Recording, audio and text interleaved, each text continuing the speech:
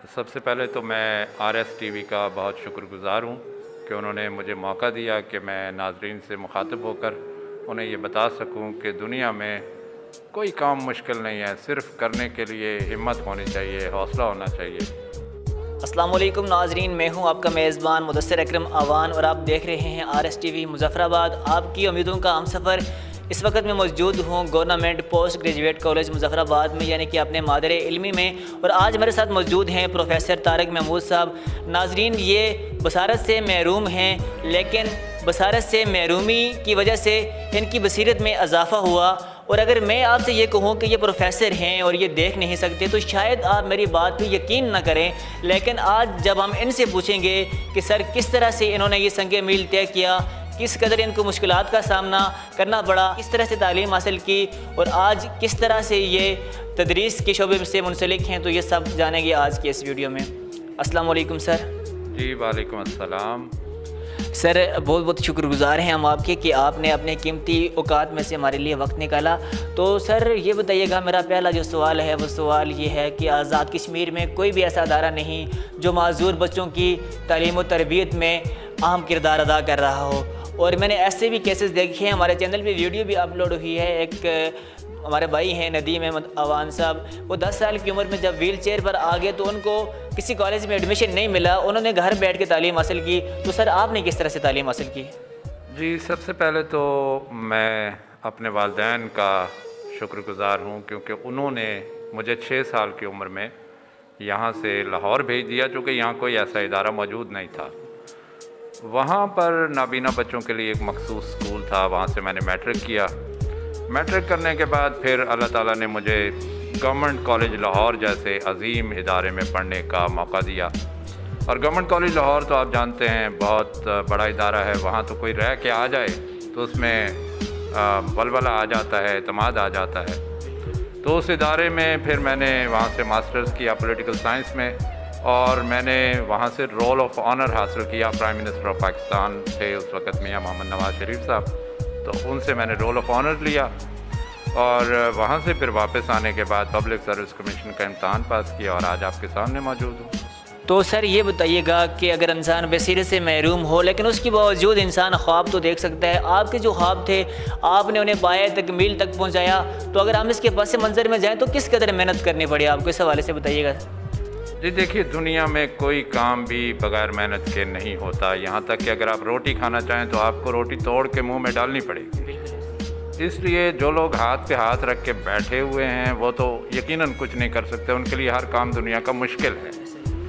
लेकिन हमारे लिए मेहनत करने के अलावा कोई और चारा नहीं था, क्योंकि अगर हम मेहनत नहीं करते तो फिर हम गली कूचों में भीख मांग रहे होते।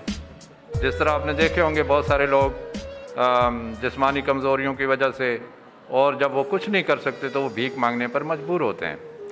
आज अल्लाह का शुक्र है कि मेहनत करने के बाद हम इस मकाम पर हैं कि आज हम कुछ लेने की बजाय लोगों को दे रहे हैं और अपनी फैमिली के लिए और इर्द गिर्द के लोगों के लिए एक मिसाल भी हैं कि अगर हम किसी इतनी बड़ी नेमत के न होने के बावजूद दुनिया में अपना मकाम हासिल कर रहे हैं, पढ़ लिख के यहाँ तक पहुँचे हैं, आज बच्चों की तदरीस में मसरूफ़ हैं, तो आम लोगों को तो जिनको अल्लाह ताला ने सब कुछ दिया हुआ है और जिन्हें अल्लाह ताला ने अशरफुल मखलूक़ात के अज़ीम मर्तबे पर भी फाइज़ किया हुआ है, तो उन लोगों को तो मुसलसल मेहनत करनी चाहिए। और वो कामयाबी से अगर पीछे रहते हैं तो मैं समझता हूँ ये बड़ी बदकिस्मती की बात है।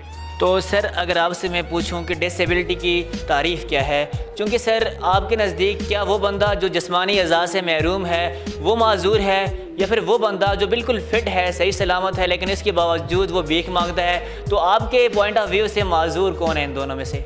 देखिए, माजूर होता है वो शख्स जो कुछ ना कर सकता हो। हम तो अपने आप को माजूर कभी कहते ही नहीं, क्योंकि इस मकाम पर पहुंचना, फिर इसके साथ साथ इंटरनेशनल वर्ल्ड में मैंने दुनिया का तकरीबन आधा हिस्सा विज़िट किया है, इस हालत में विज़िट किया है। तो मेरे नज़दीक माजूरी जो है वो एक एहसास है।